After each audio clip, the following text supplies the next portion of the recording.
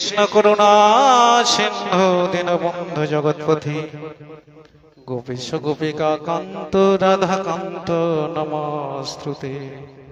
তারিত কাঞ্চন গৌরাঙ্গী রাধে বৃন্দাবনেশ্বরী বিশ্বভানুসুতে দেবী প্রণমামি হরিপ্রিয়ে।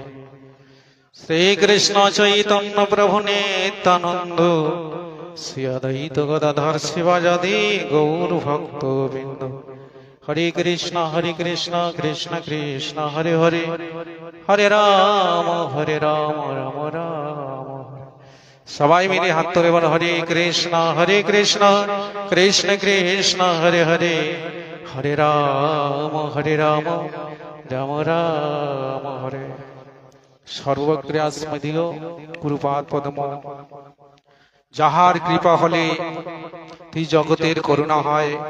নিত্য নীলা প্রবিষ্ট বিষ্ণুপাদ অষ্টতর সত্যশ্রীল ভক্তি বেদান্ত পরিজট গোস্বামী গুরু মহারাজের চরণ কমলে ষষ্ঠাঙ্গে দণ্ডবৎ। তৎপশ্চাৎ নিত্য নীলা প্রবিষ্ট অঙ্গ বিষ্ণুপাদ শ্রী ভক্তি বেদান্ত বামন গোস্বামী মহারাজের চরণ কমলে ষষ্ঠাঙ্গে দণ্ডবৎ। গুরুবর্গ অনন্ত কোটি বৈষ্ণববৃন্দের চরণ কমলে ষষ্ঠাঙ্গে দণ্ডবৎ। নিতাই গৌর প্রেমানন্দে হরে হরে। তাই শাস্ত্রে বলেছেন যে ভাগবত পড় গিয়ে বৈষ্ণবের স্থানে একান্ত আশ্রয় করো চৈতন্য চরণে।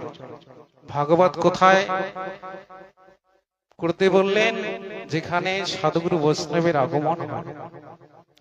তা যেখানে সাধুগুরু বৈষ্ণবের আগমন হয় সেটাই বৃন্দাবন হয়, নতুন বৃন্দাবন।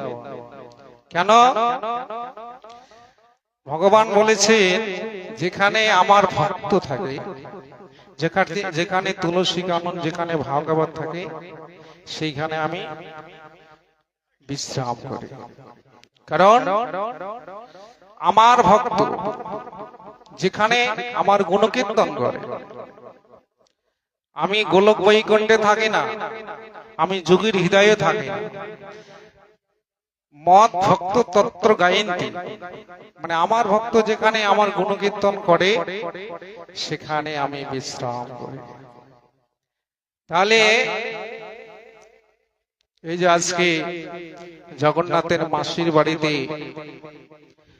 9 দিন ধরে জগন্নাথের মহোৎসব হবে, ভোগারতি কীর্তন মঙ্গল আরতি, ভক্তরা আনন্দের সহিত মহোৎসব করবে। তাহলে এই 9 দিন থাকার পর